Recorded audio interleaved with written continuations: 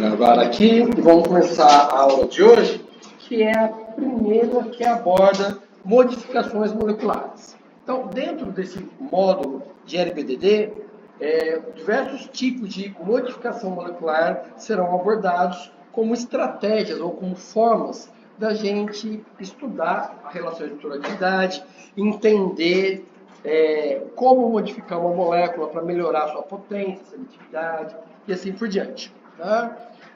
A mim cabe apenas uma parcela pequena dessas modificações. Glória vai tratar com mais detalhes de várias outras. Tá? Hoje eu vou falar para vocês especificamente de estratégias de modificação molecular utilizadas para a identificação do farmacóforo. E talvez esse conceito do que é um farmacóforo não esteja claro para alguns de vocês ainda, que talvez não assistiram um vídeo ou que simplesmente assistiram e não tem ele claro ainda. Então, eu vou voltar no que é o estudo da relação estrutura-atividade para a gente contextualizar o farmacóforo nesse estudo. A primeira coisa que eu preciso é entender que, em geral, o fármaco é uma molécula polifuncionalizada. E, como tal, ela é capaz de fazer diversas interações com o alvo macromolecular. São todas essas interações que vão ocorrer? Não. Mas, entre as que ocorrem, será que todas elas têm a mesma importância, por exemplo, para a potência, ou para a seletividade, ou para a toxicidade? Com certeza não. Tem algumas dessas interações que vão ser muito mais pertinentes para determinar a afinidade, outras interações que vão garantir a seletividade, e nós vamos ter ainda, provavelmente, um outro subconjunto de interações que pode direcionar essa molécula a interagir com o alvo secundário, e isso está relacionado com algum efeito colateral ou adverso, que aqui eu simplifiquei como toxicidade. Quando a gente estuda os derivados de uma molécula e tenta associar essas interações com o efeito biológico que elas causam, o que nós estamos fazendo é investigando a relação estrutura-atividade. Isso não é algo novo. Os primeiros estudos de relação estrutura-atividade datam lá do século XIX. Tá? Esse experimento, por exemplo, de Kuhn e Brown, onde eles proporam que a atividade, a ação fisiológica de uma molécula é função da sua constituição química, foi um experimento que hoje é muito fácil da gente entender e reproduzir. Eles pegaram um aquário com girinos e colocaram nesse aquário, aquários diferentes, obviamente, álcools com cadeias alquílicas diferentes. E notaram que álcools com cadeias alquílicas maiores tinham um maior efeito narcótico. Os girinos perdiam a mobilidade, de forma mais rápida. Hoje é fácil a gente entender por que isso acontece.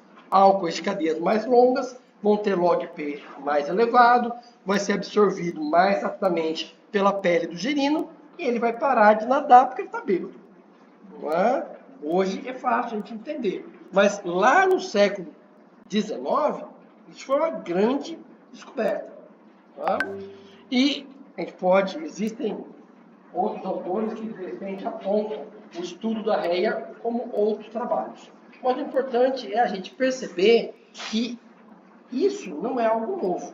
Nós estamos usando isso agora para tentar entender como que a síntese de derivados do primeiro composto bioativo nos guia em direção a um composto que tenha maior potência, maior seletividade, menor toxicidade.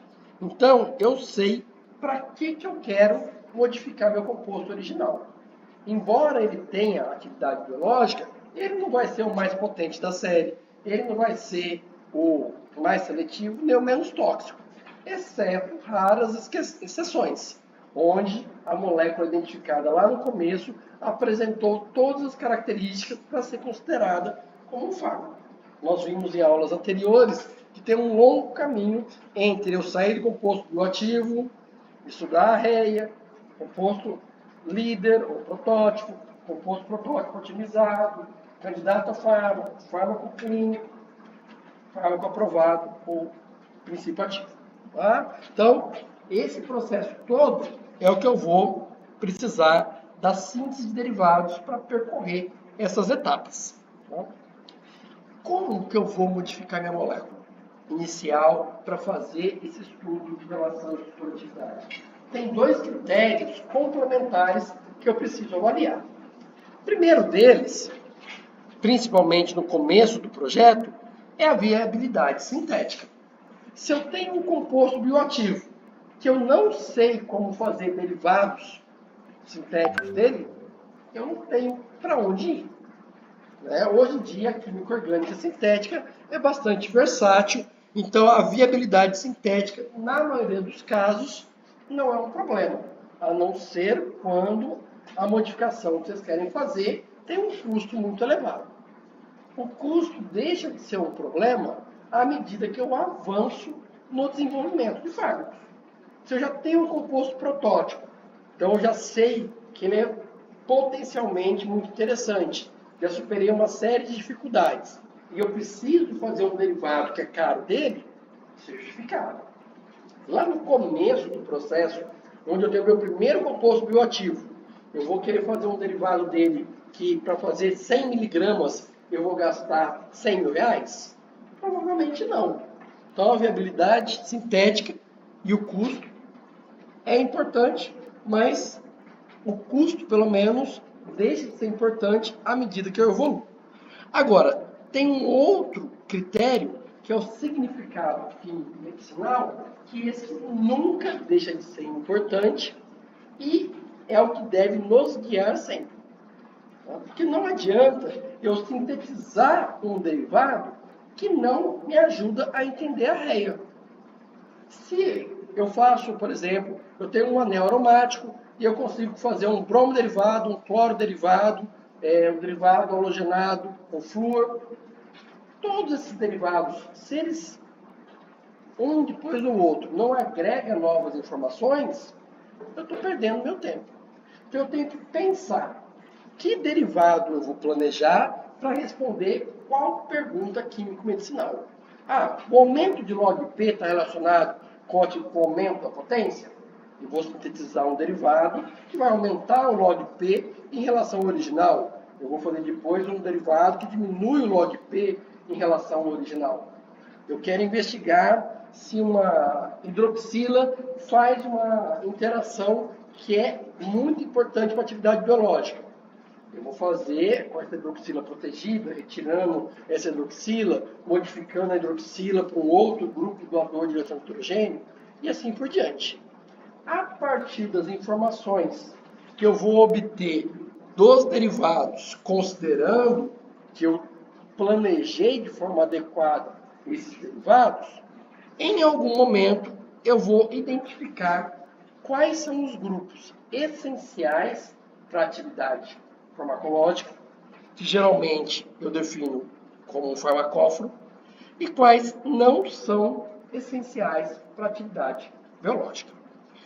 Tá? Então, para trazer aqui algumas definições do que é farmacóforo e autóforo, e como que eu preciso aprimorar essas definições, eu vou partir de uma que está lá no livro do professor Silverman, desde a edição de 2004, então lá essa definição, que é que farmacóforos são grupos ou partes da molécula que interagem com o alvo macromolecular, sendo, portanto, responsáveis pela atividade biológica. Vejam que é uma definição bem didática, bem clara e muito centrada na fase farmacodinâmica, como é todas as definições de farmacóforo. Tá?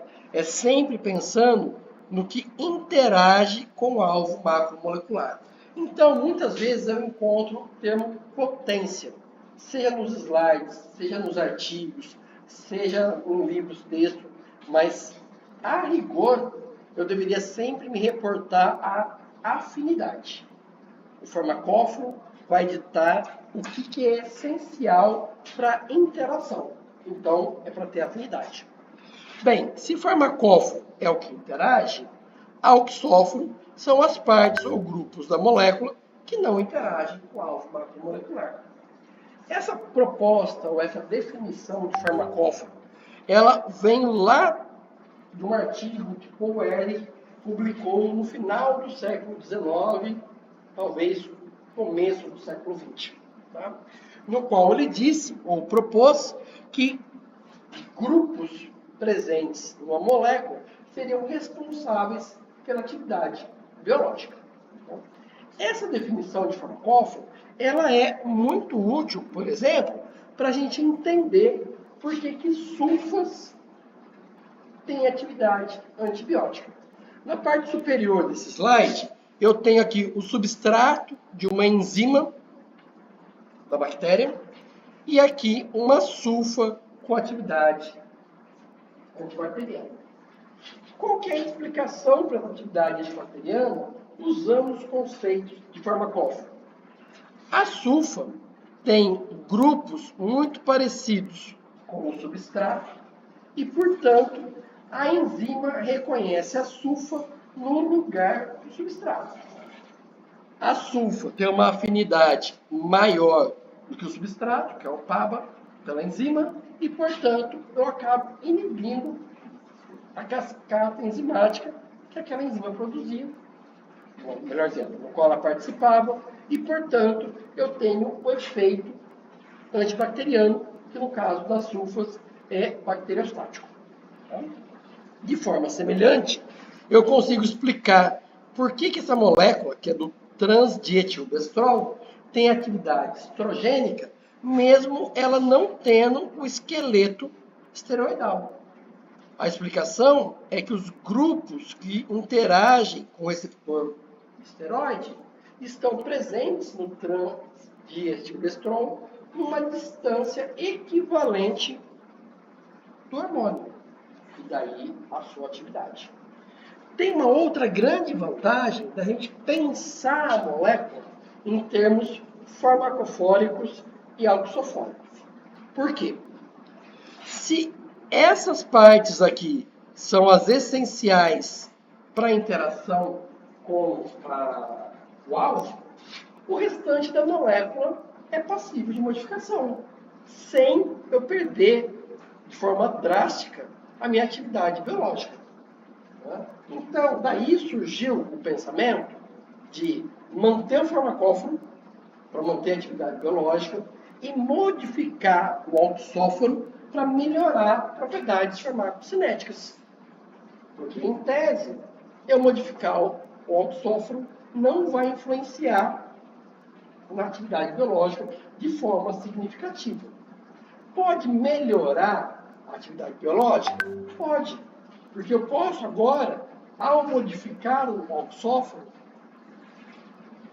criar ou introduzir uma função orgânica que passa a interagir com o alvo macromolecular.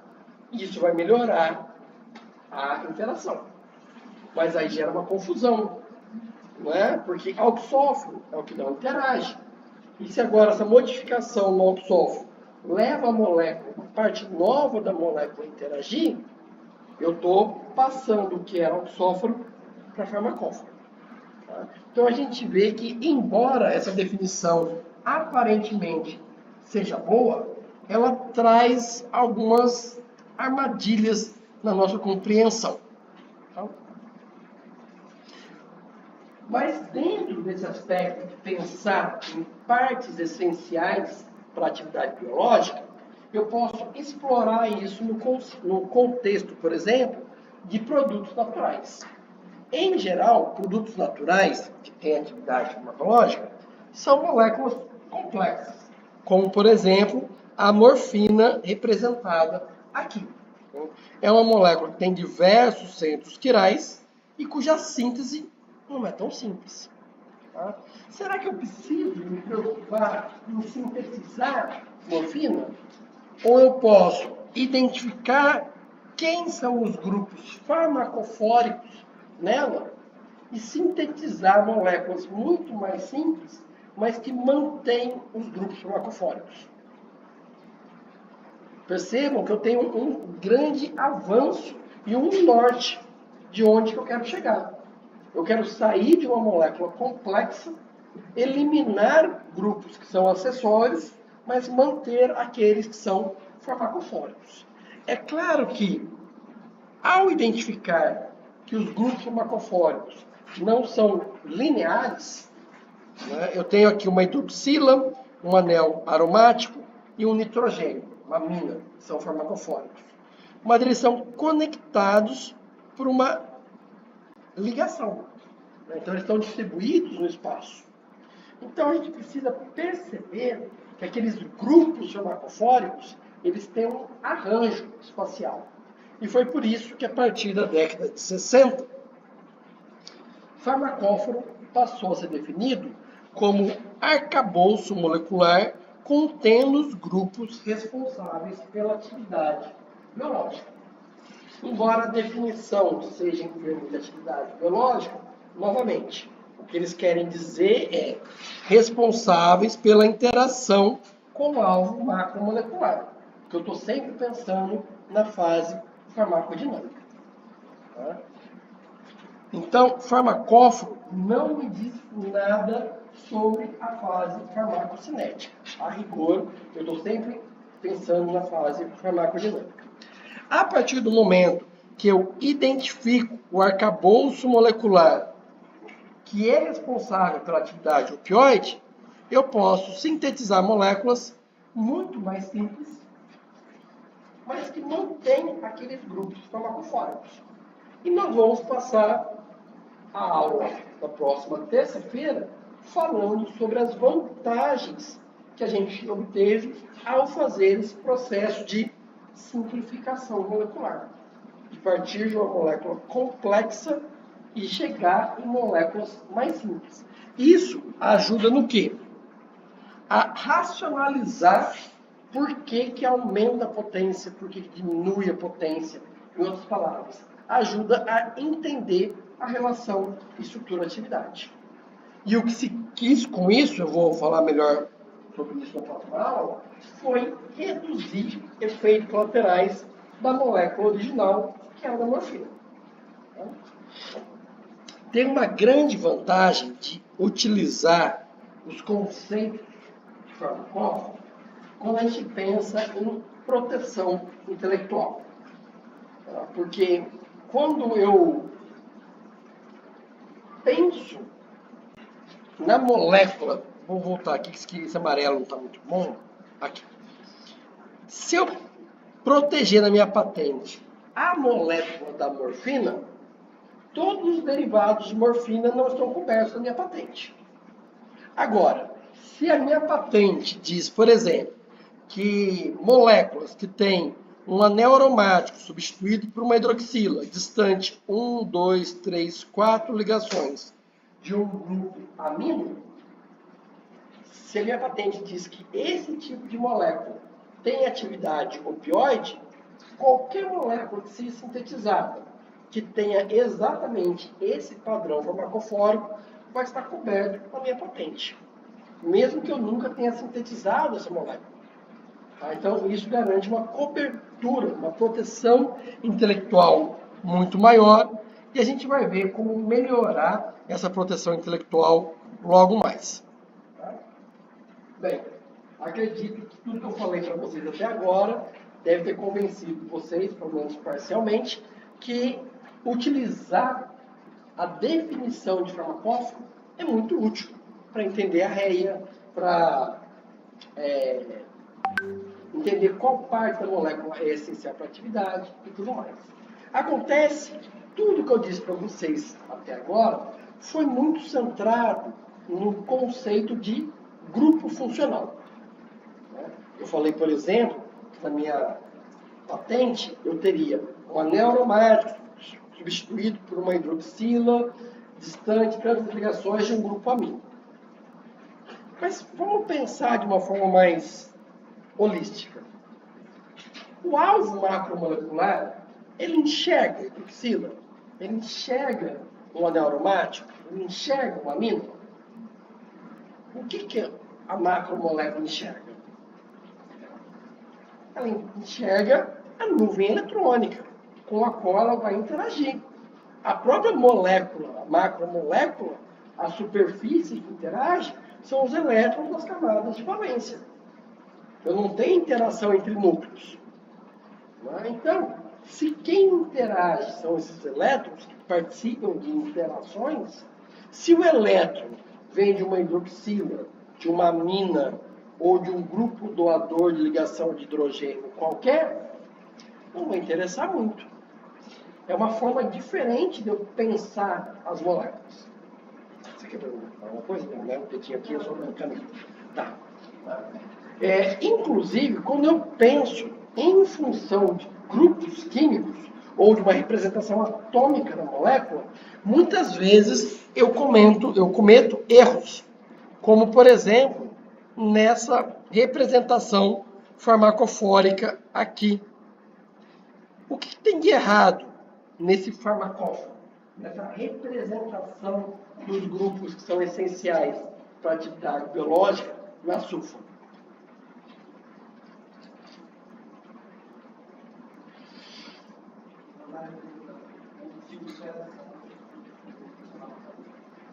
E por que isso está errado?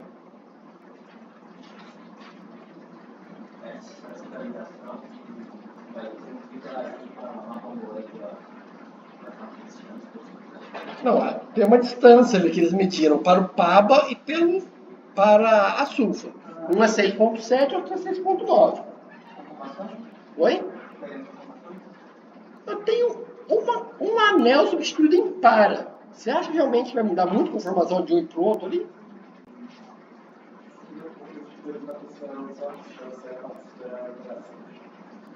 E por que considerar a distância entre os grupos está errada?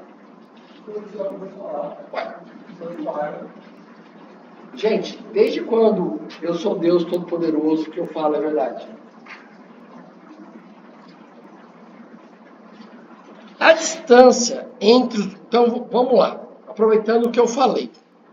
Eu estou fazendo uma distância entre um grupo doador de ligação de hidrogênio e um grupo ácido. Correto? Essa distância aqui é para o grupo ácido? Na sulfonamida, a gente é o oxigênio que fica com carga negativa? Quem que é o grupo ácido da sulfonamida? É aqui, né? Então, aí a gente percebe como lá no século passado cometeram um erro e como que esse erro é perpetuado. Quando eu uso a definição de farmacóforo pensando em grupos funcionais. Essa definição de Silverman aí, que é aparentemente muito didática, ela levou gerações de químicos medicinais a cometerem erros muito clássicos, como por exemplo, se eu isolo ou se eu sintetizo uma sulfonamida, eu vou testar ela para atividade diurética ou antibacteriana. Porque, segundo esse farmacóforo, é isso que ela tem atividade. E isso é verdade? Toda sulfonamida tem atividade ou antibacteriana ou diurética? Não. Mas quando as pessoas associaram aquele padrão molecular com aquela atividade biológica, as pessoas começaram a olhar só para isso. É como pensar, se eu tenho um ácido aril-propanoico, ele vai ser anti-inflamatório. Não necessariamente, depende do padrão de substituição, além do ácido aril-propanoico, o que vem depois. Então, a gente precisa considerar e sair dessa visão estreita de olhar para os grupos funcionais. Uma outra forma de exemplificar isso é aqui, quando eu olho para o substrato de hidrofolato redutase, que é uma enzima importante no ser humano, no crescimento, na bactéria também, para o crescimento. Então, se eu inibo essa enzima na bactéria, antibacteriano. Se eu inibo essa enzima no ser humano, antitumoral. Tá? E aqui eu tenho um fármaco, que é o metotrexato, que inibe, então, a enzima humana. Na posição R, o substituinte é praticamente igual, então eu não vou me preocupar com ele, eu vou olhar só para esse anel aqui, porque ele é um pouquinho diferente no substrato e no inibidor. Tá? Se eu comparo o inibidor e o substrato átomo a átomo, e quem for igual eu posiciono um em cima do outro, eu vou ter esse alinhamento mostrado em A. Concorda comigo? Que inclusive parece um alinhamento, uma sobreposição bem legal. Por outro lado, se eu olho para o tipo de interação que cada um desses anéis pode fazer, e eu represento na cor vermelha grupos aceptores de ligação de hidrogênio, em azul, grupos doadores de ligação de hidrogênio, e alinho doador com doador, aceptor com aceptor, eu tenho esse outro padrão de alinhamento aqui, ou de sobreposição, que intuitivamente me parece ruim, né? Porque os anéis não estão sobrepostos. Mas esse intuitivo é porque o que a gente está enxergando são os átomos. O que a macromolécula enxerga são as interações. Então, a história que eu contei para vocês poderia ser uma mera invenção da minha cabeça. Mas quando eu vejo as conformações, as orientações relativas desses dois anéis no sítio ativo da proteína, eu vejo que em verde eu tenho o dihidroorotato, em cinza, aliás, o contrário, em verde eu tenho o metrotexato e em cinza o dihidroorotato. E eles estão numa orientação relativa aos anéis que é muito parecida com a mostrada em B. O que agora sim deveria convencê-los que o padrão de interação molecular é o que realmente é importante. Tá?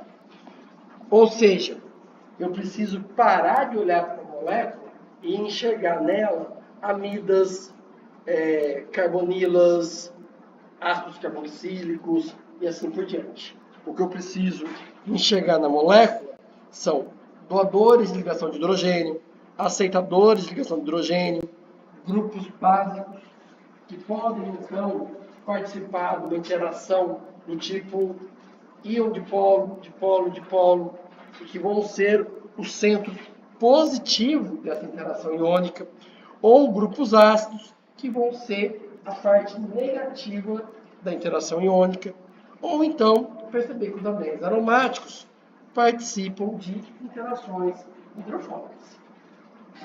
Então, o exercício que vocês vão ter que fazer de agora em diante é deixar de olhar para uma molécula como representada aqui, e aqui já tem uma inovação, né? Porque eu estou representando a molécula num formato tridimensional. Vocês estão acostumados a vê-la em bidimensional, mas como o esquema de cores aqui é muito parecido com o do Marvin Sketch, acho que vocês vão se encontrar. Oxigênios estão em vermelho, nitrogênio em azul, halogênio em verde. Eu tenho aqui dois anéis aromáticos, carbono com dois oxigênios, uma carboxila e assim por diante. A partir do momento que eu olho para a molécula e identifico quais tipos de interação essa molécula vai fazer, eu vou esquecer o esqueleto molecular e olhar para a molécula apenas como padrão de interações possíveis. Geralmente, eu represento essas interações por esferas e cada cor de esfera vai representar um tipo de interação diferente. Cada programa tem um esquema de cores diferentes. Então, a gente vai usar um programa na prática e vocês vão ver lá qual que é a cor do hidrofóbico, qual que é a cor da interação para carga positiva, negativa e assim por diante. O importante é a gente saber que isso daqui é uma representação abstrata da minha molécula original, mas que essa representação, primeiro, ela é muito mais abrangente. Porque quando eu penso aqui num grupo doador de ligação de hidrogênio, eu não estou restrito à amina. Qualquer grupo doador de ligação de hidrogênio serve. Outra coisa importante, tem alguns grupos funcionais que são capazes de fazer mais que um tipo de interação molecular. Enquanto eu não tiver mais informações para dizer qual das interações moleculares é farmacofórica, eu vou ter que me contentar em representar todos os tipos de interação molecular que ali pode ocorrer. Aqui, por exemplo, eu não disse qual interação é farmacofórica. Eu simplesmente representei minha molécula por todas as interações que ela é capaz de fazer. E como que eu defino que uma ou mais dessas interações são farmacofóricas? Eu vou ter que fazer derivados da minha primeira molécula bioativa. Que tipo de derivado eu vou fazer? Um derivado que responda a minha pergunta. Se aquele grupo funcional faz uma interação que é farmacofórica ou não. Então, o que eu vou precisar fazer? Imaginem uma molécula qualquer aqui. Eu identifiquei nela alguns grupos que eu quero testar se eles são farmacofóricos ou não. Primeira coisa, viabilidade sintética. Para testar se essa ligação dupla é farmacofórica ou não, eu posso fazer um derivado que não tem a ligação dupla, mas todos os outros grupos estão presentes. Ou seja, eu tenho uma variável por vez. É possível eu fazer um derivado cujo anel aromático está hidrogenado e essa ligação dupla permanece como dupla? Dá, mas é muito mais caro. Então, é a primeira coisa que eu vou testar? Não. Eu vou deixar isso para testar mais lá na frente. Tá? Eu vou continuar testando coisas que são simples. Por exemplo, essas hidroxilas. Como que eu testaria se elas são farmacofóricas ou não? Eu posso retirar a hidroxila ou eu posso proteger a hidroxila. Porque o que me interessa é saber se aquela interação é essencial ou não. É muito comum as pessoas, quando falam em simplificação molecular, pensar sempre na retirada do grupo. Mas, na verdade, o que eu estou retirando é a interação, a possibilidade da interação. Aí fica mais fácil eu entender por que esse derivado também é uma estratégia de simplificação molecular. Diga.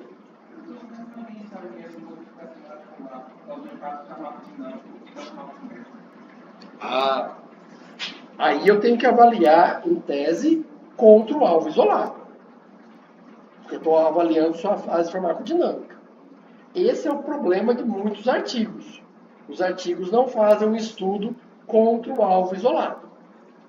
E aí, você tem o problema que se a sua modificação, se ela alterar muito o log P, você sempre vai ficar na dúvida se aquela alteração de atividade é decorrente de uma alteração de propriedade físico-química, no caso log P, ou realmente da interação, da afinidade. Tá? Então, a estratégia de simplificação molecular, ela vai no sentido de eu, a cada derivado, eliminar a possibilidade de uma interação molecular. Sintetizei, planejei alguns derivados, eu vou ter que fazer a avaliação biológica dos mesmos, para descobrir quais dessas modificações impactaram na atividade biológica. E aí entra um outro conceito que é meio relativo. Né?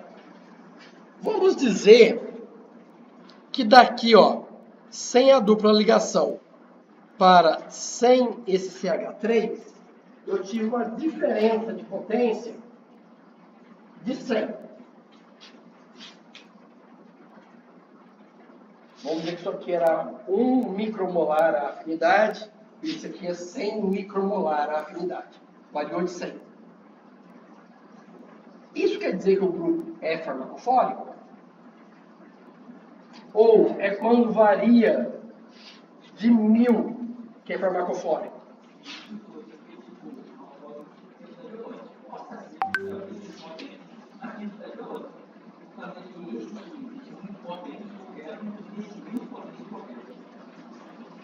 Peraí. O menos potente que você quer, não entendi.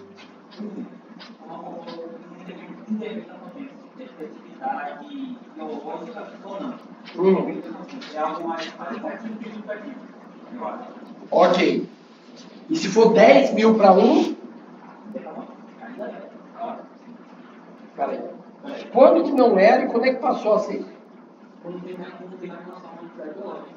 Não, peraí. Quando que não tem mais atividade biológica? Quando é 1000 vezes menos potente ou quando é 10 mil vezes menos potente? Ou quando é 100 mil vezes menos potente? Vocês percebem que, na verdade, o que eu estou definindo aqui é o que para mim é inativo. Não é? Se para mim uma perda de 1000 vezes na afinidade, a molécula, não interessa mais, aquele grupo é farmacofórico, porque sem ele eu não consigo a interação que eu quero. Mas não deixa de ser algo quase inativo. Então você falou muito correto. A questão é, o que é um composto inativo? É aí que está o jogo do subjetivo. Para uma indústria farmacêutica, uma redução de 100 vezes na potência, para eles pode ser muito. Eles não querem. Então, aquele grupo é essencial para a atividade farmacológica que eles estão perseguindo. De repente, no seu projeto, uma variação de 1000 vezes, não, tudo bem. Né? Eu acho que isso aqui não é farmacofórico, é só uma variação de afinidade. Então, essa variação do que é perder a atividade, que é meio subjetivo. Tá? Mas, vamos lá. Diga.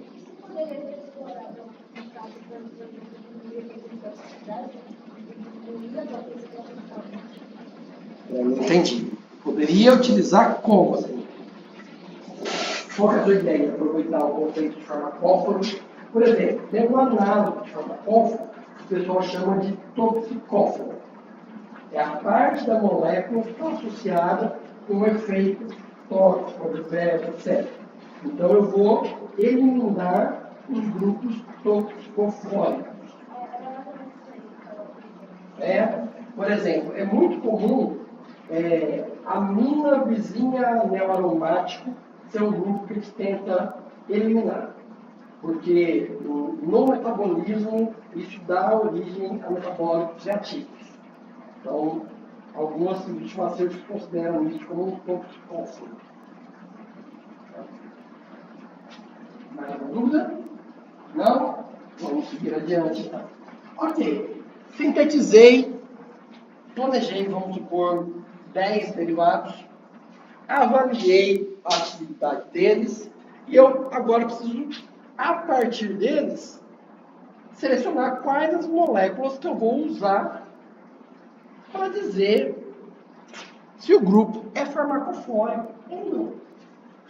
Eu vou fazer isso olhando para as moléculas mais diferentes que eu sintetizei, ou eu vou comparar as mais potentes com as menos potentes, para dizer quem é farmacofórico.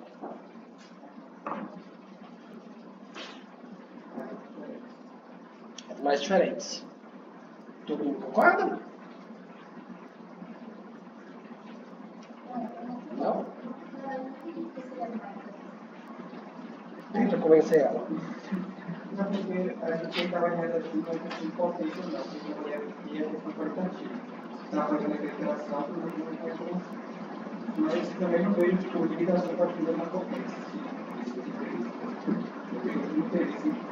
Qual que é a ideia de eu usar as mais potentes e comparar com as que são muito menos potentes? É que os grupos que estão presentes nas muito potentes é que são os responsáveis pela atividade biológica que eu estou procurando. E então eu vou concentrar nesses. Tá? Agora, concorda que se eu pegar, por exemplo, as 3 mais potentes e comparar com as 3 menos potentes, As três mais potentes, elas vão ser muito parecidas entre si? Senão, elas não seriam tão potentes assim. Tá? Então, corre o risco de eu ter um farmacóforo que é muito, tipo assim, na molécula inteira, o que as três têm em comum? 70%. Na verdade, não é os 70% que é essencial para a atividade, no conceito qualitativo. Né? O que é essencial para a atividade é a interação que fazia aqui, aqui e aqui. Que se eu contar em porcentagem da molécula total, é 10% que é essencial. Quando eu comparo as mais potentes entre si, o que é comum entre elas é muito grande. E o que é comum, eu não sei se é farmacofórico ou não. Que está presente em todo mundo, como que eu sei se aquilo é essencial para a atividade ou não? Então, a ideia do mais diverso, ela é mais fiel ao conceito original de farmacóforo. De eu identificar o que realmente é essencial para a atividade ou não. É isso que a indústria farmacêutica faz? Não. A indústria farmacêutica geralmente compara os mais potentes com os menos potentes. Porque para a indústria farmacêutica, uma redução de 100 vezes da atividade, opa, estou indo de caminho errado, não quero ir para cá, eu quero ir para lá. Então, esse grupo eu sei que eu não quero modificar. Porque modificações nele levam a reduções drásticas da afinidade. Mas, como eu disse anteriormente, o que é inativo é um conceito um pouco relativo. Dentro daquela ótica de simplificação molecular, como retirar partes da molécula para ver se isso leva a uma queda acentuada de atividade, é claro que eu preciso considerar a facilidade sintética, a gente já conversou sobre isso, mas quando eu faço esse processo de simplificação molecular, inevitavelmente eu vou chegar em moléculas mais flexíveis. E moléculas mais flexíveis geralmente têm menor potência ou menor afinidade. Às vezes, ou frequentemente, não é porque ela deixou de ter um grupo farmacofórico, mas sim porque, por ela ser mais flexível, para ela adotar a conformação bioativa, é mais raro. Tem um número muito maior de conformações que ela pode adotar, sendo que apenas uma delas era bioativa. E o composto rígido, ele já estava na conformação bioativa. Então é a mesma coisa que eu pensar que ele existia mais tempo na conformação bioativa. Então esse é um outro fator confundidor para a gente identificar que um grupo é farmacofórico ou não. Tá? Porque pode ser que a perda de potência esteja relacionada apenas com penalidade entrópica. Tá? Oi.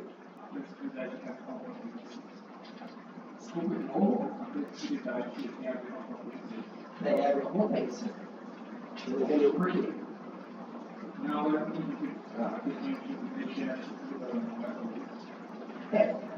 Vamos lá. Ó, vamos imaginar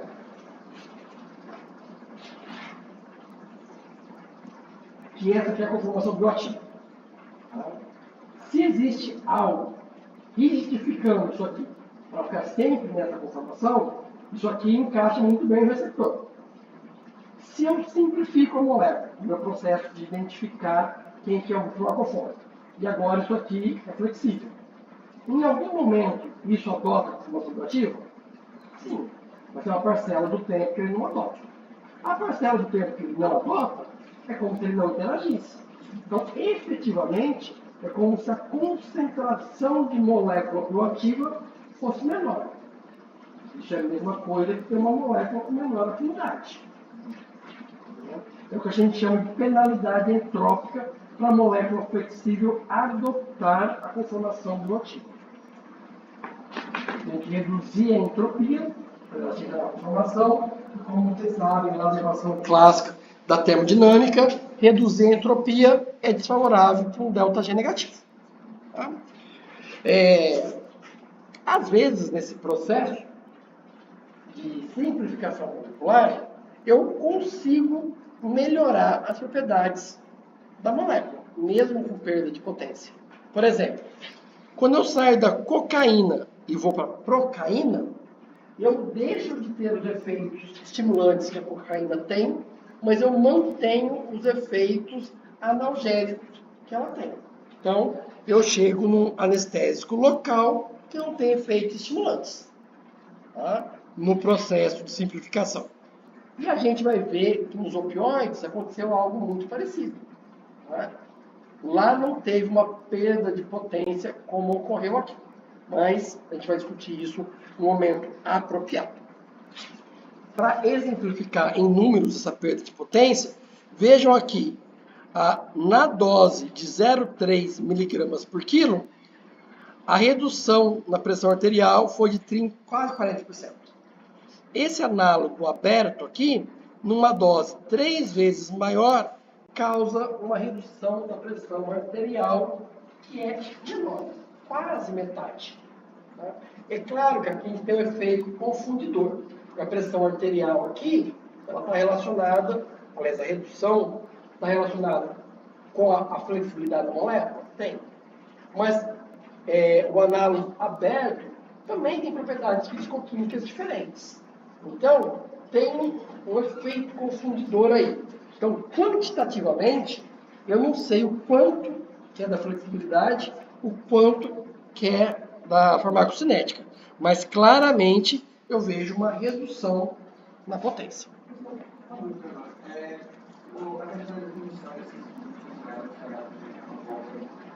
É relativo a um receptor específico. Você tem um farmacóforo para aquele receptor. Pode ser que, numa outra disposição espacial, os mesmos grupos façam o mesmo tipo de interação, mas com distâncias e ângulos diferentes. Daqui a pouquinho talvez fique mais claro. Tá. Tem uma vantagem em moléculas flexíveis quando eu estou buscando contornar problemas de resistência, ou seja, antibacterianos ou antitumorais. E, de novo, vamos imaginar que a molécula rígida é a que se encaixa no receptor, como um antibacteriano, antiprotozoário, etc. Né? Se eu tenho uma mutação nesse sítio que impede que a molécula rígida se encaixe, se eu flexibilizo ela, ela pode se encaixar ao redor da mutação. Então, em alguns casos, isso é explorado. Talvez Samuel dê alguns exemplos para vocês disso aqui em antivirais. Tá? Mas como a gente estava falando de arranjo espacial diferente desses grupos morfóricos, notem que a simplificação molecular não me diz a distância entre os grupos morfóricos, só me diz quem eles são. Tá?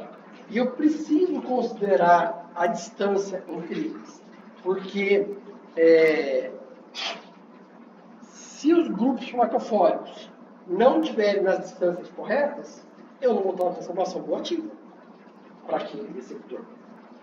É por isso que a definição mais recente de farmacóforo, que é da IUPAC, diz que farmacóforo é um conjunto de características eletrônicas estéreas, veja que não se fala mais em grupos funcionais, responsáveis pela interação com o receptor e, portanto, necessárias para o efeito farmacológico. Vejam que, novamente, o farmacóforo diz respeito à fase farmacodinâmica. Tá?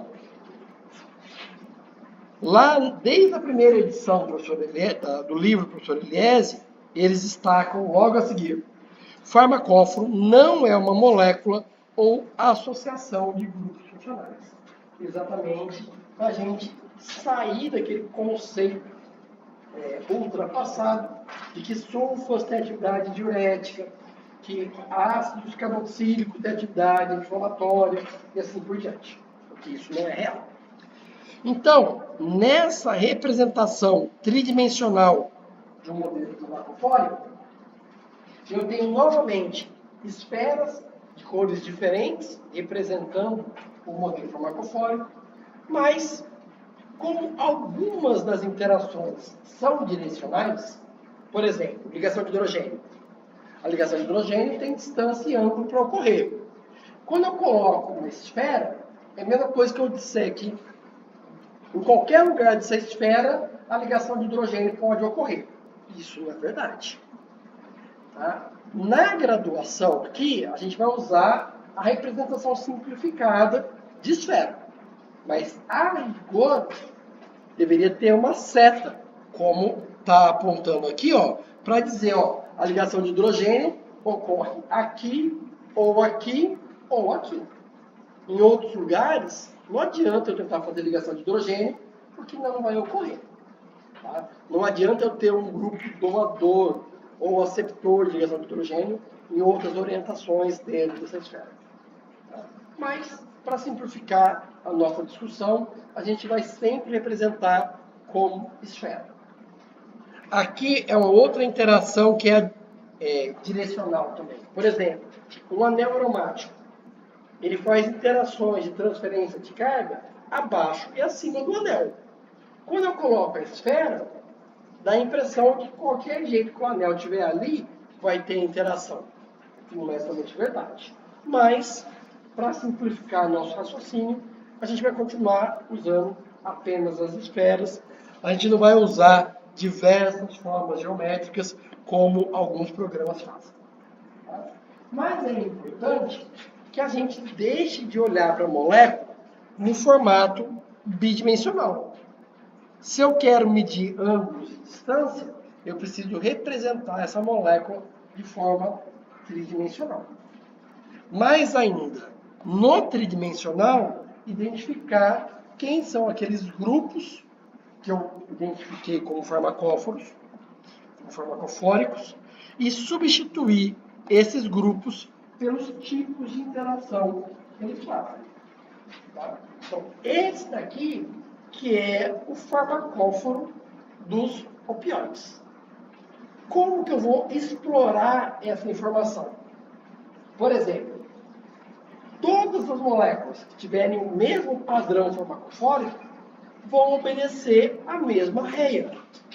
Se eu entendo a regra, eu vou extrapolar de uma classe para outra dos agonistas opioides, por que a substituição X aumenta a potência, por que a modificação Y leva de agonista para antagonista. Tudo isso parte deles terem o mesmo farmacóforo e, portanto, obedecerem a mesma regra. Se a regra é diferente, muda tudo.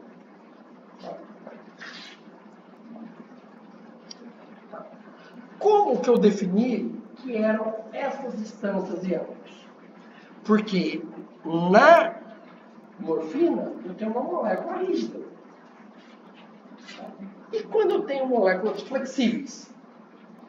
Se eu tenho molécula flexível e eu ainda vou fazer simplificação molecular, tornar ela mais flexível ainda, como que eu vou identificar as posições relativas dos grupos farmacofóricos?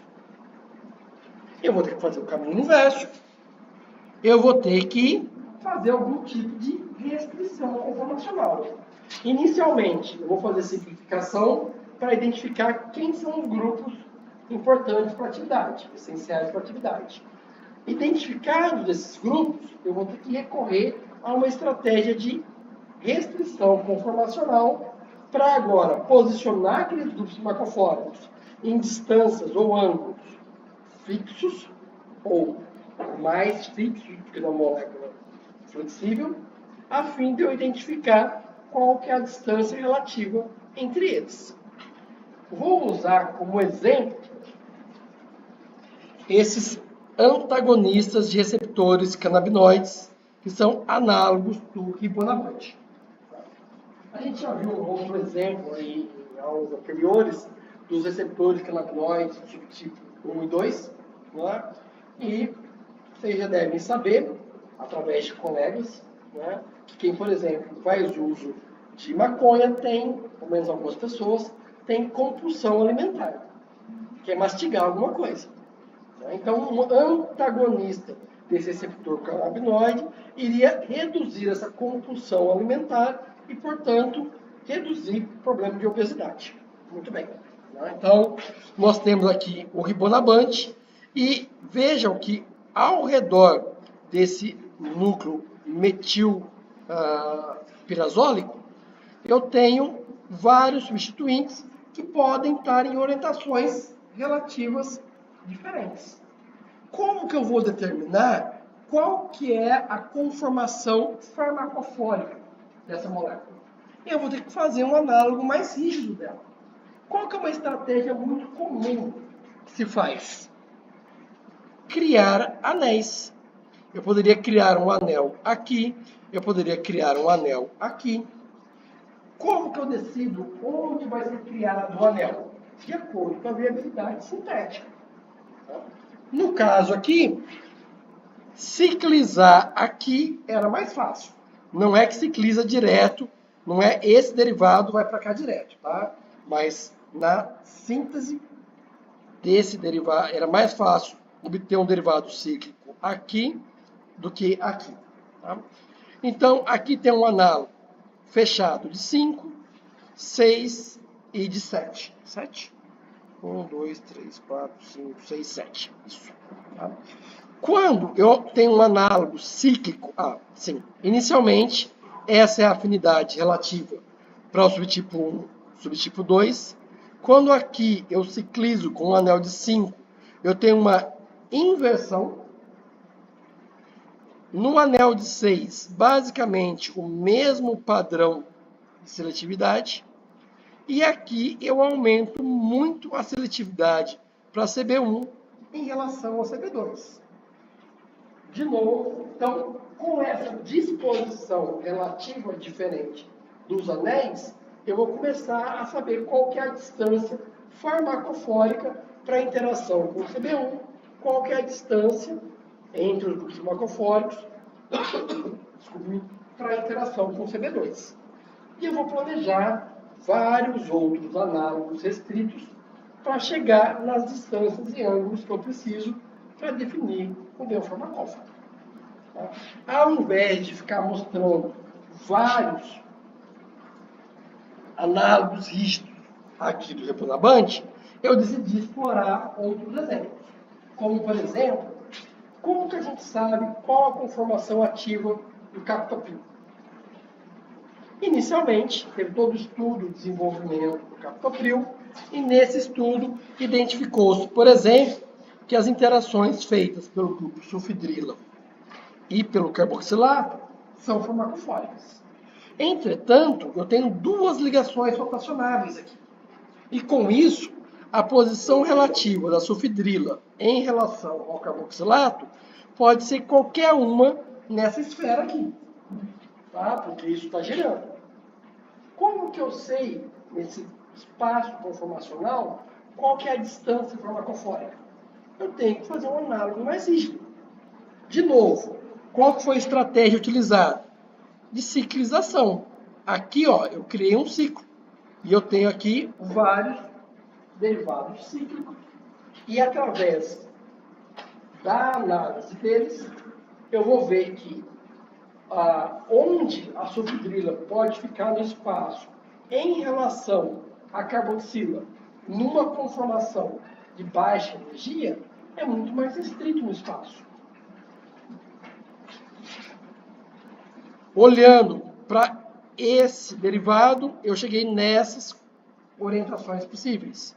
Olhando para esses derivados aqui, eu cheguei para essas distâncias possíveis, daqui para cá ou daqui para cá.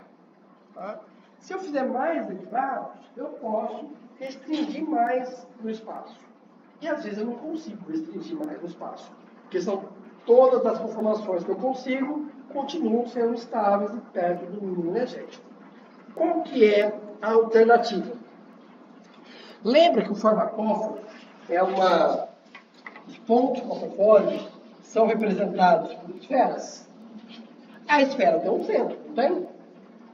E essa esfera tem um raio. Eu posso colocar o centro da minha esfera aqui no meio e usar um raio que englobe isso aqui todo. Ou seja, eu digo que o ponto farmacofórico, vou representar aqui aquelas duas regiões, tá? Eu vou colocar o centro da minha esfera aqui e vou pegar um raio que abarque todas as regiões prováveis. Então, com isso, eu tenho uma incerteza na conformação farmacofórica. Então, o mais correto é, ao invés de chamar de farmacóforo, chamar de modelo farmacofórico ou de hipótese farmacofórica, porque eu não tenho certeza exata onde que a sulfidrilona tem que estar. É aproximado. E se a gente olhar para todos os modelos farmacofóricos, sempre vão ser uma esfera com raio. Nunca vai ser um ponto. O ponto seria certeza. Olha, é aqui e somente aqui que ocorre interação. Também isso não teria muito sentido, né? Porque várias interações, o tipo hidrofóbica, ela não ocorre aqui, mas em qualquer região do espaço. Não é? Se aqui é uma interação iônica, ela não ocorre apenas nesse ponto. Ela ocorre nesse ponto e em todo um raio, que a força da interação iônica cai com o quadrado da distância. Então, não faz sentido eu representar o farmacóforo por pontos. Eu vou sempre utilizar a estratégia de esferas, que vai ter um centro e um raio, sendo o raio a incerteza. Por último, um alerta. Quando eu faço esse processo de rigidificação molecular para identificar a conformação do ativo, inevitavelmente eu vou criar um volume extra na minha molécula. Por exemplo, vamos imaginar, aqui eu tenho a dopamina e por estudos de simplificação molecular, eu identifiquei que as hidroxilas e a amina são os grupos que fazem as interações farmacofóricas. Mas eu não sei a distância entre esses grupos farmacofóricos. Para determinar isso, eu fiz esse análogo rígido e esse análogo rígido. Ao avaliar os dois, eu descobri que esse é inativo, esse é ativo. Qual que é a minha hipótese farmacofórica? Eu coloco a dopamina nessa orientação, calculo as distâncias e faço, então, esse modelo farmacofórico. Por que é um modelo ou uma hipótese? Porque pode ser que essa molécula aqui seja inativa, porque esse grupo adicional causou um impedimento sério. Então, a hipótese é compatível com a informação que eu tenho. Que nessa disposição, os derivados que tem um doador ou aceptor, um grupo aromático e um grupo básico, vão ter ação sobre receptores dopaminérgicos.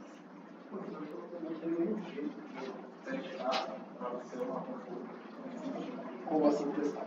Testar se de fato essa Tem. Quando a gente chegar em SBDD, que você vê a molécula dentro do sítio ativo, você vai estar vendo ela na conformação bioativa. Né? Mas lembre-se, isso é no final do semestre. Né? E, inclusive, isso está aqui, por exemplo. Se é um modelo, se a gente não tem certeza, eu preciso validá-lo de alguma forma. A validação experimental é exatamente isso que você acabou de perguntar. Eu preciso ver a molécula dentro do sítio ativo, para ter certeza que ela está, que aquela é a conformação bioativa. Tá? Só que isso depende de eu obter uma estrutura tridimensional da proteína em complexo com o inibidor, com o composto protótipo, ou seja lá quem for. E isso nem sempre é tão simples assim. Tá? Vou falar rapidamente de uma das dificuldades. Tá? Por exemplo, eu preciso obter um cristal da proteína. Proteínas são objetos irregulares. Obter um cristal dela Já não é muito simples. Depois, eu preciso adaptar a condição de cristalização para cristalizar na presença do ligante, do fármaco, que vai causar uma mudança conformacional na minha proteína.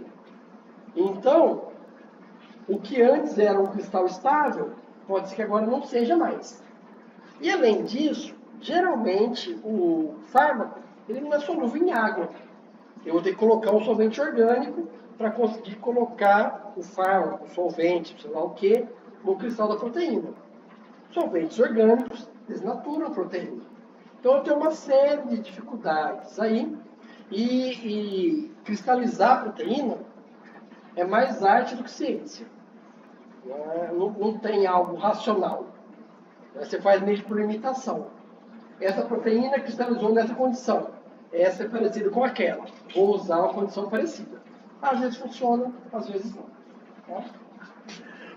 Então, se eu não posso recorrer à validação experimental, como que eu valido que meu modelo serve para alguma coisa? Ele tem que ser capaz de diferenciar moléculas ativas de inativas. Como que é diferenciar moléculas ativas de inativas? Uma molécula ativa tem que se encaixar no modelo farmacofórico e respeitar as restrições farmacofóricas. Uma molécula inativa não pode se encaixar bem no modelo farmacofórico, porque senão ele não está servindo para nada. Tanto moléculas ativas como inativas têm os mesmos tipos de interação nas mesmas instâncias. Tá? Então, uma das etapas é isso. É você usar o seu modelo para diferenciar moléculas ativas de inativas. Como que eu vou fazer isso? Eu posso utilizar um conjunto de moléculas que eu tenho atividade conhecida, que inclusive foram as que eu usei para desenvolver o modelo. Não é? O que é o ideal que esse modelo faça? Vamos dizer que aqui eu tenho o valor verdadeiro da molécula. Seria ativo e inativo, experimentalmente falando. E aqui eu tenho o valor predito pelo meu modelo farmacofórico. Ele vai predizer que a molécula é ativa, que ela encaixa bem no modelo, ou ele vai predizer que a molécula é inativa, que ela não encaixa bem no modelo.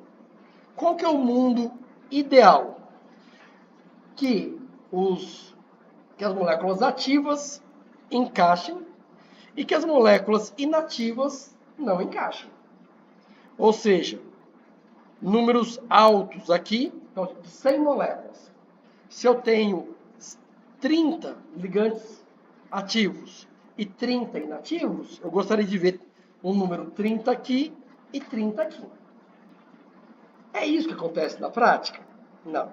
Nenhum modelo é perfeito. Então, tem moléculas que são inativas, mas que vão se encaixar no modelo. Vai ser um falso positivo. E tem moléculas que são ativas, mas que não encaixam no modelo, que é um falso negativo. Um bom modelo, ele vai ter números altos nessa diagonal e números baixos nessa diagonal. Isso daqui é o que a gente chama de matriz de confusão, tá? Que é utilizado em vários campos da ciência diferentes. Tá? O importante é que no processo de validação, eu quero que valores de verdadeiros positivos e verdadeiros negativos sejam altos e os falsos positivos e falsos negativos sejam baixos. Porque se eu construir um modelo que respeite essas limitações, eu vou poder utilizá-lo para fazer uma triagem virtual. O que é uma triagem virtual? Vocês têm ideia do que seria uma triagem virtual?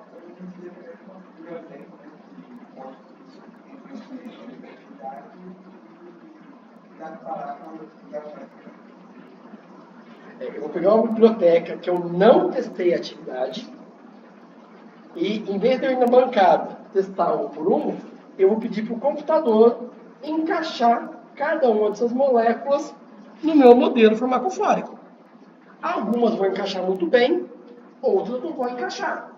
Se meu modelo foi validado, ele diferencia ativas e inativas, as que encaixam no modelo farmacofórico devem ser as que têm maior probabilidade de ser ligantes verdadeiros quando eu for para o meu ensaio biológico. Então, em vez de eu testar 1 milhão de moléculas, eu vou testar as 100 primeiras. Tá? Uma coisa a considerar, então, entenderam que é a triagem ritual? O que eu quero é priorizar quais moléculas vão ser avaliadas para identificar prioritariamente as ativas, reduzindo o número de falsos positivos. Se meu modelo for muito genérico, muitas moléculas vão encaixar no modelo. E aí, de uma base de 1 milhão de moléculas, ele vai me dizer, olha, tem 10 mil que encaixam super bem no seu modelo. Isso ajuda? Não ajuda, porque eu não vou para a bancada testar 10 mil moléculas. Eu não vou comprar 10 mil moléculas para testar. Nesses casos, o que eu vou ter que fazer? Eu vou ter que aumentar a especificidade do meu modelo. Como que eu faço isso? Planejando mais derivados, né, para investigar outras partes da molécula que potencialmente vão ser relevantes para a atividade biológica ou não. Quanto mais específico o modelo, menor o número de moléculas que vai se encaixar em todos aqueles pontos farmacofóricos. Corre o risco de ser o contrário. Não é? De eu criar um modelo que é tão específico que ninguém se encaixa além das moléculas que eu utilizei para construir o modelo farmacofórico. E aí não vai servir para nada também. Né? Então, eu tenho que balancear isso daí. Uma outra forma... Bem, então, se eu criar um modelo que é específico demais, eu quero dar um passo para trás, o que eu posso fazer? Desconsiderar um ponto farmacofórico ou aumentar o raio da minha esfera. Só um segundinho. Concordam que ao aumentar o raio da esfera, eu estou permitindo que mais moléculas se encaixem no modelo farmacofórico? Então, são as duas formas de eu diminuir a especificidade se eu exagerei. Diga.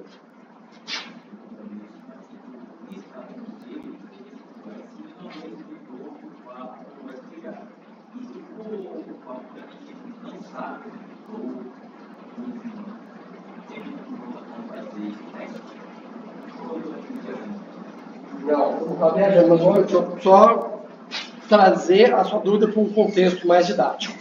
Né? Eu disse aqui que o farmacóforo ele se preocupa com a fase farmacodinâmica e que, então, em tese, eu tenho sempre que testar contra o alvo isolado. Vamos dizer que eu não sei quem é o alvo. E eu estou fazendo um teste de anti-inflamatório ou uma atividade antitumoral. Né? Então, eu não consigo criar um modelo farmacofórico com aquelas moléculas? Consigo. Elas vão ter algumas coisas em comum que garante aquela atividade farmacofórica. Só que vai ser um modelo mais sujo, mais impreciso. Porque o que eu estou vendo de atividade biológica é um somatório de fase farmacodinâmica e farmacocinética. Mas existem, sim, vários modelos farmacofóricos que são construídos com base em atividade, em potência, e não com afinidade, provavelmente dita. Mas o modelo farmacofórico, da forma como a gente está usando aqui, ele não vai te dizer quem que é o alvo. Tem como eu usar um modelo farmacofórico para encontrar o alvo? Tem. Vamos dizer que eu comecei fazendo um teste de anti-inflamatório e encontrei uma série de moléculas e defini um modelo farmacofórico para essas moléculas. Eu posso agora comparar esse modelo farmacofórico com o modelo farmacofórico de todos os mecanismos anti-inflamatórios. Tem um farmacóforo para inibição de COX-1, outro farmacóforo para inibição de COX-2, outro farmacóforo para um mecanismo central anti-inflamatório. Eu vou comparar farmacóforos com farmacóforos para criar uma hipótese que as minhas moléculas estão agindo através daquele alvo, porque o meu farmacóforo é parecido com o outro farmacóforo. Entendeu? Podem apagar essa parte do áudio, se vocês entenderem. Isso não tem nada a ver com a graduação. Tá bom? Dúvidas até aqui? Tá.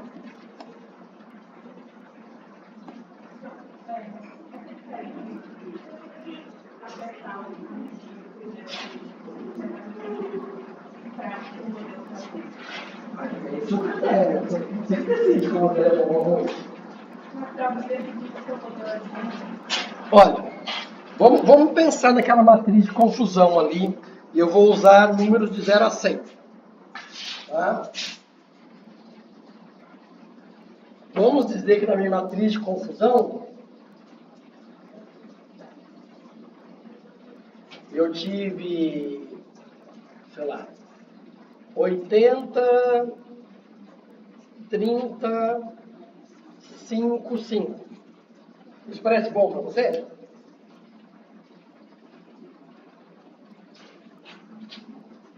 Os números de falso negativo e falso positivo são muito menores do que os verdadeiros positivos e os verdadeiros negativos.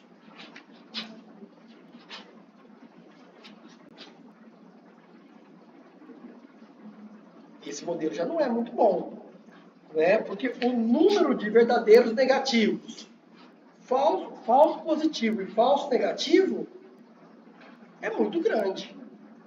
Não é? Então, eu preciso de números aqui bem menores do que nessa diagonal. Agora, se o bem menor é 5, é 1, não, porque depende do risco que você quer correr. Que lembre-se, mesmo que aqui fosse 1 e 1, continua sendo um modelo. Não é? Se o teste é barato, se você tem dinheiro para comprar muitas moléculas, você vai se arriscar mais. Você vai aceitar erros maiores. Se você tem... e assim, uma coisa que você tem que pensar é, esse é o melhor modelo que eu consigo? É melhor usar um modelo que aqui tem 15 ou não usar modelo nenhum? Né? Eu posso fazer uma triagem por outra forma. Se for melhor do que essa, perfeito. Se essa for a única forma de priorizar moléculas, o que a gente faria nesse caso aqui? Que não é muito bom. Em vez de, na minha lista, eu pegar os 10 primeiros, eu pego até o centésimo. Porque aí eu estou aumentando a chance de pegar quem me interessa. Porque se eu pegar só no começo, eu vou ter falsos positivos aqui. E talvez eu não tenha essas moléculas que me interessam. Se eu aumento o número de moléculas que eu testo, eu aumento a chance de pegar quem me interessa. Vai ter falso positivo no meio? Vai. Mas isso daí. Uma coisa importante é que, a rigor, o modelo farmacofórico ele tem que ser construído para moléculas que têm o mesmo mecanismo molecular de ação. Pensem comigo. Se naquele exemplo lá, eu estou testando ação anti-inflamatória, e lá do meio para o final do projeto, eu descubro que metade das moléculas eram inibidores competitivos, são competitivos, e metade é não competitivo. Eu vou ter um farmacóforo comum para todas as moléculas? Não tem como. Né? Então, esse é o problema de usar dados sujos, que eu não sei quem é o alvo, o mecanismo molecular de ação. Porque às vezes eu encontro correlações que não existem na verdade. O programa ele foi construído para tentar encaixar todo mundo e encontrar algo em comum. Ele vai tentar encontrar. Se lá na frente ver a informação que é diferente, aí tudo vai fazer mais sentido. Porque aí você vai ter um modelo farmacofórico para os competitivos, outro para os não competitivos. Mas isso reforça muito o porquê que é tão importante a gente caracterizar o mecanismo de inibição, não olhar apenas para IC50. Porque senão eu vou construir um modelo farmacofórico que não faz sentido do ponto de vista biológico.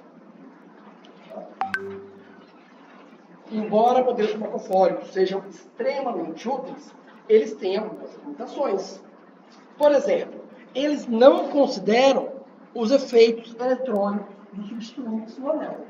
Então vamos imaginar aqui que meu modelo farmacofórico tem um ponto farmacofórico que está no anel, que é a interação que esse anel faz, transferência de carga.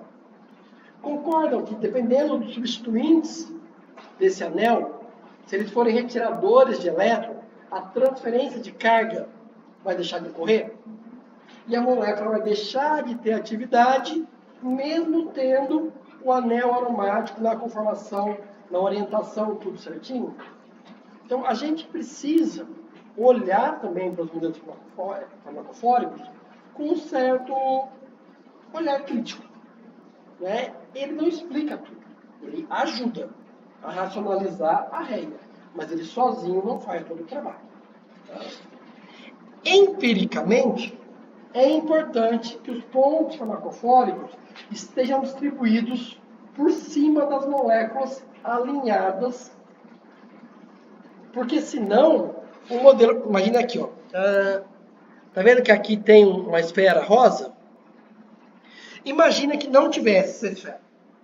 Isso é a mesma coisa que dizer que eu não sei se essa parte da molécula é importante ou não para a atividade farmacológica. Então, se eu tenho os pontos farmacofóricos concentrados numa sub-região da minha molécula, eu só sei o que variações naquela parte influenciam na atividade biológica. Se os pontos são distribuídos ao redor da molécula como um todo, é porque eu tenho derivados diversos o suficiente e que me permitiram avaliar em toda a molécula onde que modificações impactam ou não na atividade biológica. No caso dos eletrônicos, você falou mais da questão de elétrica. Foi um exemplo. Mas se a gente colocasse, por exemplo, mais elétrica, como interação com a ligação hidrogênio, essa ligação ficaria mais forte, mais fraca, ou não cabe esse modelo a questão toda é esse negócio do mais forte, mais fraco, o que é ativo, o que é inativo. Na transferência de carga, se você colocar algo que é doador de elétrons, vai aumentar a interação, a afinidade vai melhorar, mas isso não vai atrapalhar, porque o seu ponto farmacofórico seria considerado do mesmo jeito. Né? Agora, um grupo retirador de elétrons, ele pode fazer com que aquela interação não ocorra mais. E aí, embora o anel esteja lá, o ponto farmacofórico esteja respeitado, aquele derivado vai ser inativo. E aí, olhando só para o modelo farmacofórico, vai falar assim, esse modelo farmacofórico não funciona. E tem uma coisa importante, que é, ao criar o modelo farmacofórico, olhando apenas para os ligandes, eu não sei como que é o volume disponível dentro do sítio ativo. Então, eu posso ter uma molécula que respeita todos os pontos farmacofóricos, mas que tem um substituinte que vai colidir com o sítio ativo. Essa molécula, em solução, adota a formação bioativa, tem todos os pontos farmacofóricos, mas ela nunca vai se encaixar dentro do sítio. Tá? E ela nunca vai ser ativa. Então, essa é uma outra alimentação. A gente só vai entender isso plenamente ou facilmente quando eu ver a molécula dentro do sítio ativo. Porque aí eu vou poder ver como é o sítio e colocar ao redor do meu farmacófago o que a gente chama de volumes de exclusão. Regiões para onde eu não posso crescer a molécula, caso contrário, ela não vai se encaixar mais dentro do sítio ativo. Ela vai colidir com o aminoácido. Tá? Dá para fazer isso de forma indireta? Dá. Meu modelo farmacofórico funciona sempre. Eu fiz agora uma molécula, um derivado, com um substituinte e ele perdeu a atividade. Eu posso criar a hipótese que ali tem um volume de exclusão. É claro que essa hipótese vai ter que ser validada por diversos experimentos.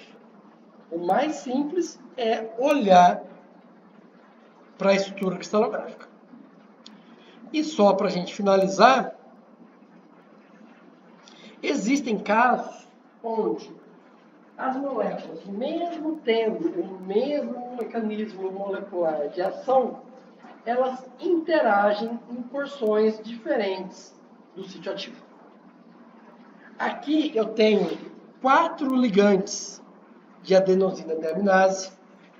Olhando para essas moléculas, elas parecem ter coisas em comum, que levaria então a um farmacóforo único, mas quando a gente olha para essas 4 moléculas dentro do sítio ativo, a gente vê que elas não fazem uma interação em comum. Ou seja, elas não obedecem à mesma regra e elas não têm pontos farmacofóricos em comum. Tá? E aí não tem para onde ir. Tá? É claro que eu só sei disso depois de muito estudo, que não é possível criar um modelo farmacofórico comum para elas. E aí eu vou ter que fazer o quê? Criar modelos farmacofóricos, por exemplo, para essas duas ou para essas duas. Tá? E é claro que isso só vai vir esse conhecimento, a percepção, só vai aparecer no desenvolvimento do modelo. Deixa eu ver quanto tempo nós temos ainda. A aula vai até 5h35. Tá, então não dá tempo. Quando eu descubro que as moléculas não seguem o mesmo padrão farmacofórico, como que eu aproveito essa informação? Aí eu vou fazer